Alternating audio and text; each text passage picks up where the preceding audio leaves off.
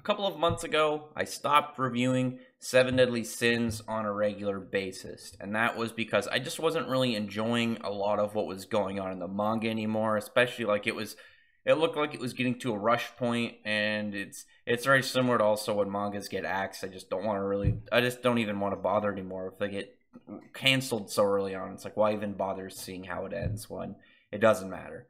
Now, with Seven Deadly Sins, it was confusing with the idea that it was rushing as much as it did, given that its sales were still really good. A lot of series end up, getting some form of notice, and they have so long until they end up getting cut, or unless it's something like really long going.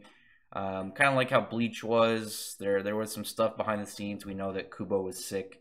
But with Seven Deadly Sins, there was nothing like that. It just suddenly the pacing whipped up into another gear, and everything, like the original Sinner knocked out of the way. He was built up, did nothing with him. I don't need to go over again how I feel about Melisterosa in depth right now over just that, because that entire debacle pisses me off. I will mention why that is later on in this video, and because it will relate to more of what's going on. But for now, no, I didn't like that part. And then the Demon King whole stuff, and they just showed up, and then it seemed like he was powerful for like a chapter, and then they beat him relatively easy for a dude who was millions of years old and has this power to where damaging him instead heals him, and healing him damages him, but he can turn it off and on as he sees fit, and it's tricky to catch when he's doing it. And it was such a good idea of how you'd think that would go, considering they have a really high damage output character like Meliodas and a really good healer like Elizabeth, and maybe their synergy was going to come into play while fighting this guy at the end, like, area of the series in the final battle, because it was laid out like he was going to be the final confrontation, and it would have made sense. Like, a lot of the series it's very much as much of a romance in between Meliodas and Elizabeth. It's very Romeo and Juliet, between angels and demons, and how exactly that plays into this. And it would have made more sense for them to kind of work in, a duo going against this guy that you have to know when to heal him and when to damage him. And again, that would have at least been a very, very logical way for the way the series has been structured for it to go down. But it didn't. They just really beat him. And then, these epilogue chapters came out. It looked like it was going to end, and then this recent chapter came out. And again, I wasn't going to talk about this at all, because I've been really salty about the series for a while, and it's been really letting me down.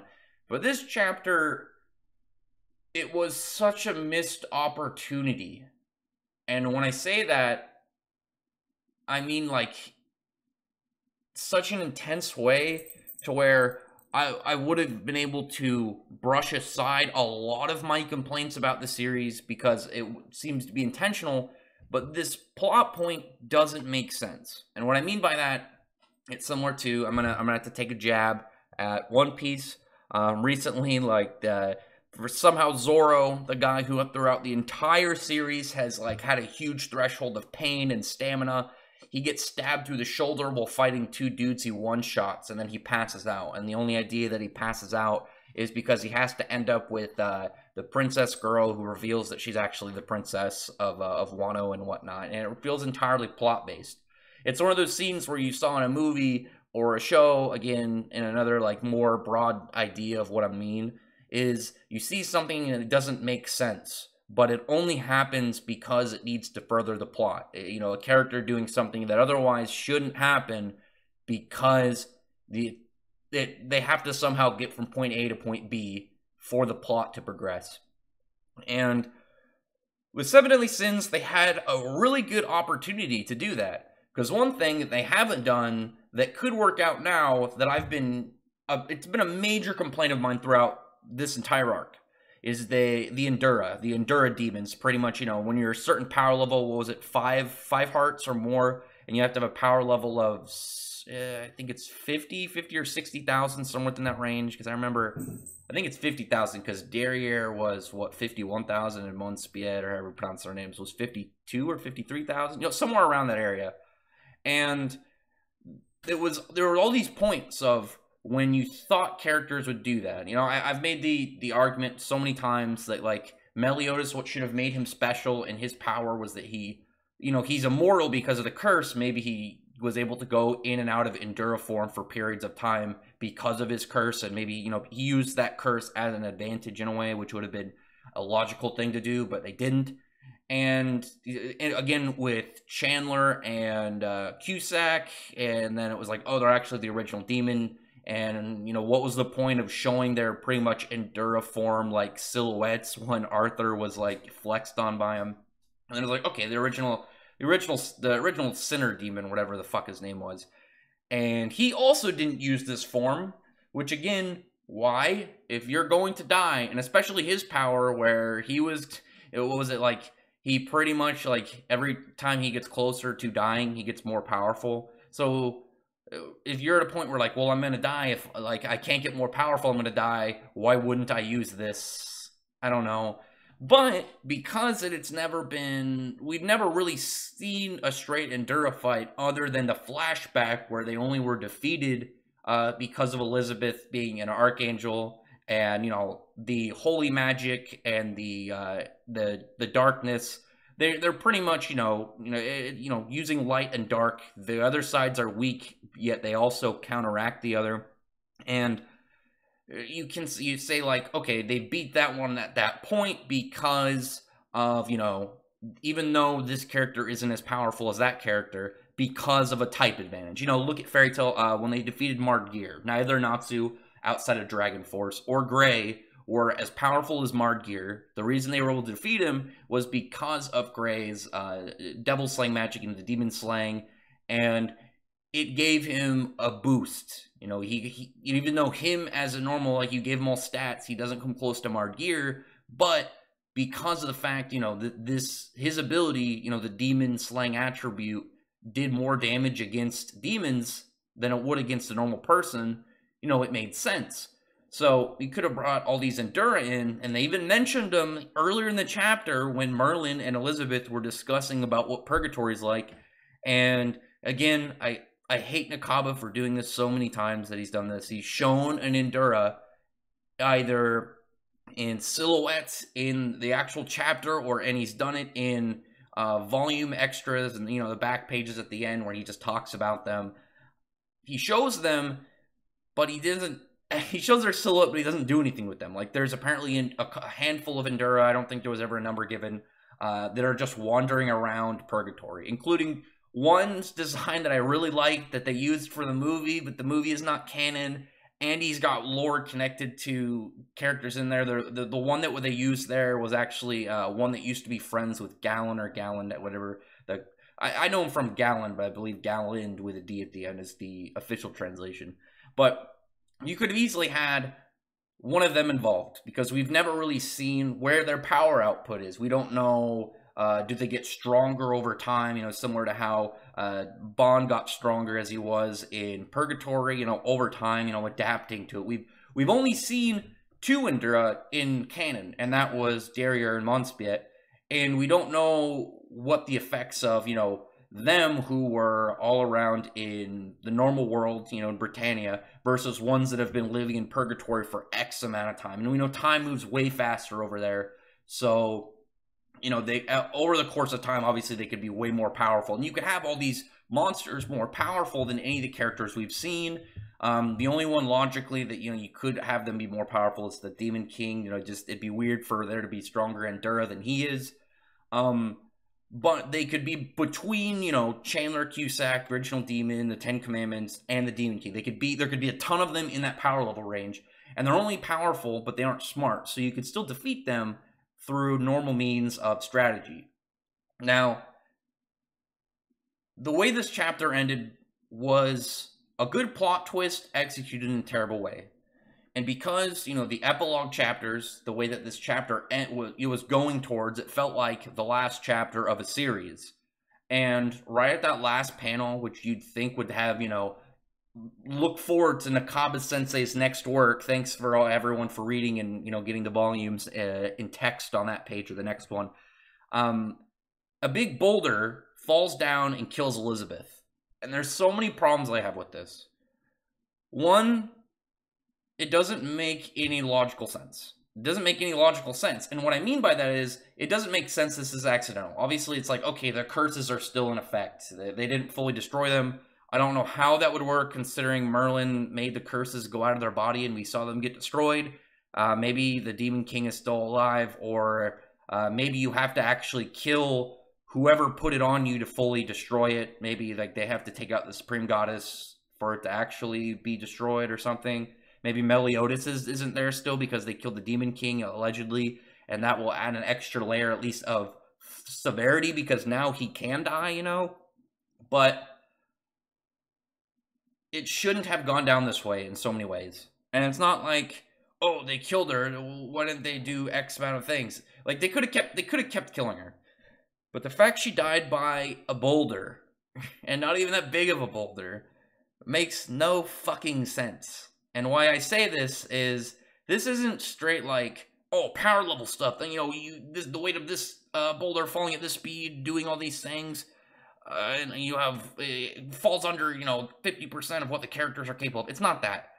This isn't even that big of a boulder. Like, regardless of what you want to like put power levels at, it's not even every character there should have been able to do something, because they have Merlin, you can count off Meliodas because he wasn't looking, but you have Merlin, you have, let me see who else was there. I'm going to pull up the chapter really quick just to see the total level of people that were there. Obviously Ban, Merlin, you have Gowther. I guess Gowther couldn't really do anything because his power isn't damage-wise.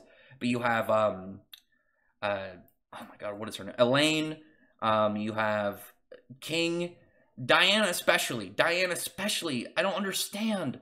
Like, you have all these characters who are, like, look at Diane from the very beginning of the series, before any form of power progression or any feats or anything crazy. Well, really feats, but like the first thing she really did was she made that massive boulder that later is used as an entire arena. It's probably like hundreds of feet wide, dropped on them, and that's nothing to all these characters.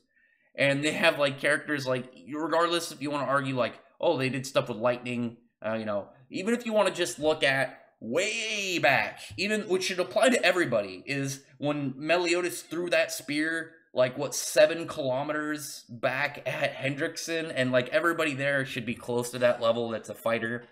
And yet a boulder falling at like normal free fall speeds, no one noticed and no one stopped. These are characters you can look at, like almost every single action scene and every single fight with these characters is beyond this. You can argue that the curse maybe doesn't when Diana's supposed to die, maybe it fucks with her ability for her stats, because she was messing with attacks from Estarossa when he had commandments in him. I mean, a boulder shouldn't do anything. She should have no problem getting hit by a boulder and that smashing her and getting up just fine. Diane is the most confusing here, because not only is every single named character there that's a fighter should have no problem with destroying a boulder of that size, noticing, reacting, and making it over there in that amount of time.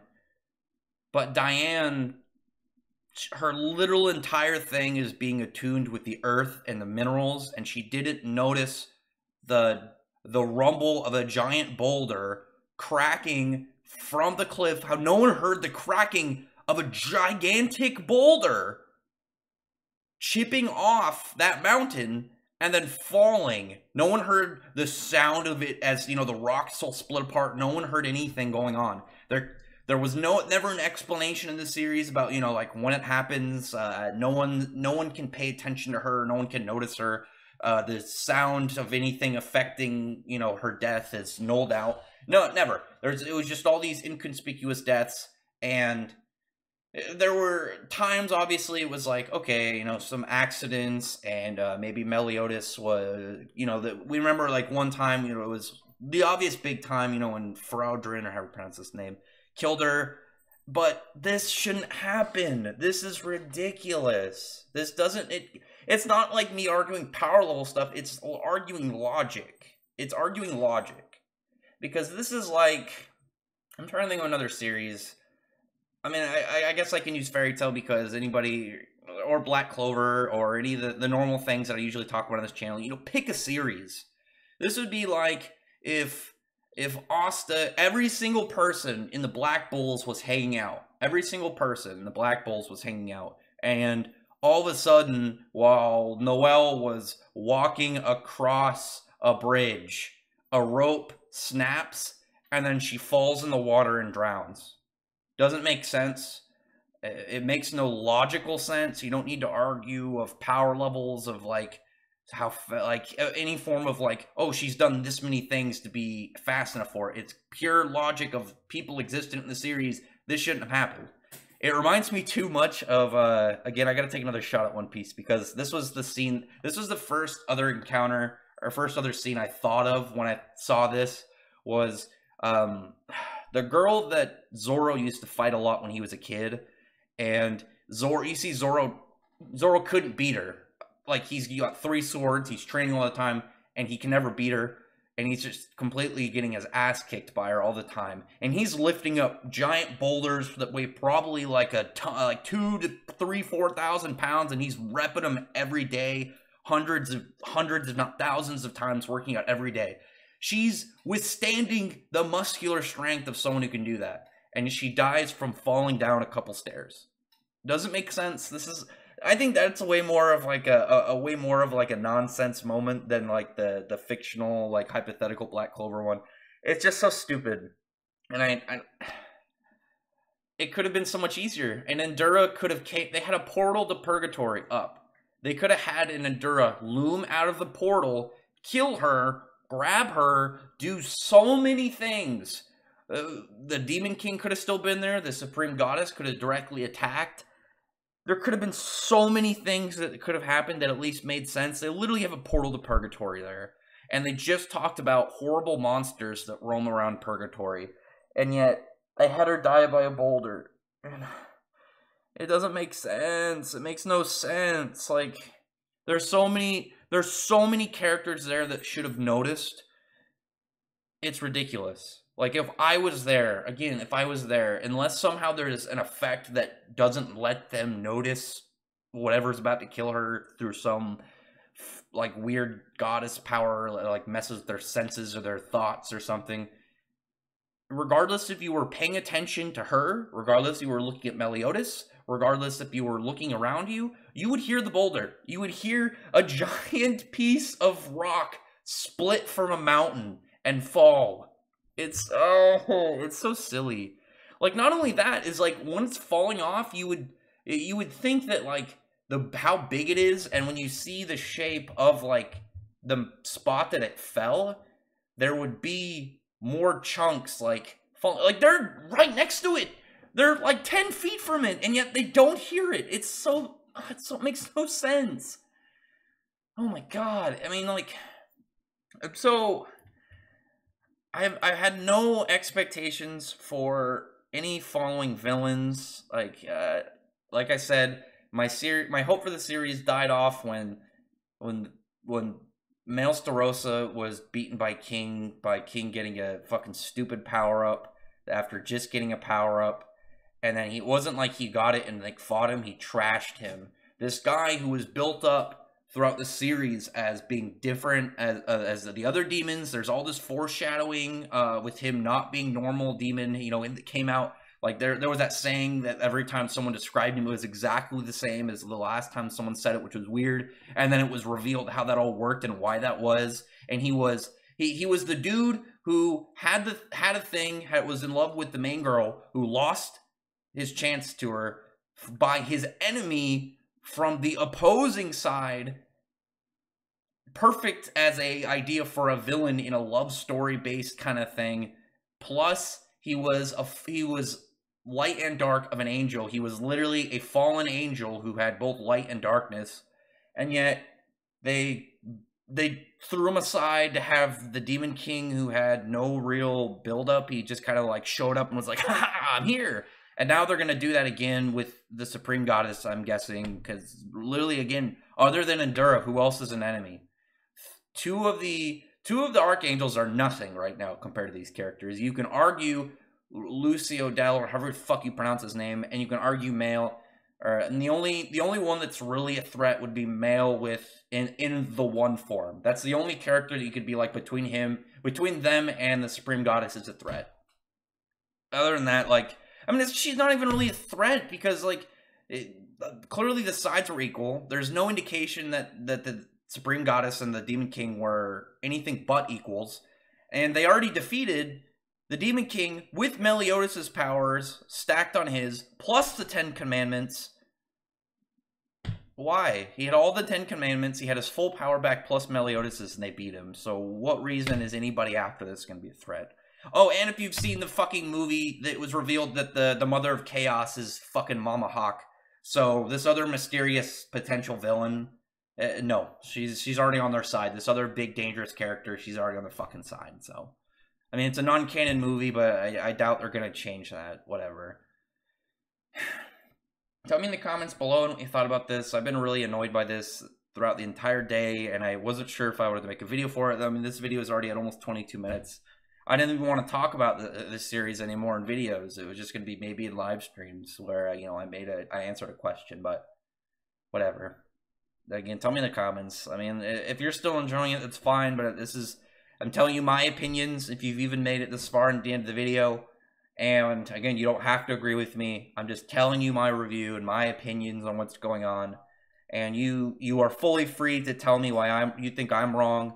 And, you know, again, that's fine. Other than that, I really appreciate it if you at least enjoyed my rants. If you would thumbs up the video, from the like button and subscribe button, check out more of my videos. I hopefully won't do more of these angry videos. I don't want to do more 7 Deadly Sins videos if it's going to keep this up. If I'm hoping for a continuation that is Arthur as the center and nowhere near the 7 Deadly Sins, and they just leave Britannia and go to a different country. Maybe go to the Land of the Sun, the Japanese land where Nanashi is from. Hey, remember the Nanashi, that character that was introduced they did nothing ever with, that just exists? And there's no point to him being in the series unless they eventually go to his country at some point for whatever reason. Other than that, I really appreciate everyone who's already subscribed, and I thank you all for listening. Bye.